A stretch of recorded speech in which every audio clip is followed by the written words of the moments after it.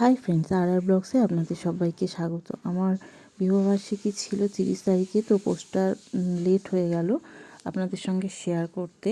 তো যাই হোক, আমারও সেদিন ওই দিন সারপ্রাইজ ছিল, আমাকে একটা আংটি গিফট করেছে, তো ভালো লেগেছে। ও এরকম সারপ্রাইজে আমার খুব মজা লাগে। তারপরে আমি জানতামও না যে কোথায় যাব, তা চলে এসেছি এই যে স্মার্ট বাজারে, যেটা আগে বিগ বাজার ছিল। তো ওখানে ছেলে আইসক্রিম খাবে বলে তাই দেখছিল মেনু, তা কিছু পছন্দ হলো না, তো একটা চকলেট আইসক্রিম নিয়ে খেতে শুরু করলো।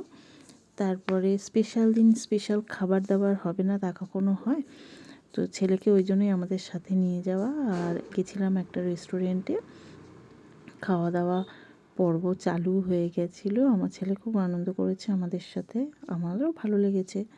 তো যাই হোক, খাওয়া দাওয়া শেষ। এটাই বলবো যে আপনারা আমার পাশে থাকবেন, চ্যানেলটাকে সাবস্ক্রাইব করবেন। টাটা।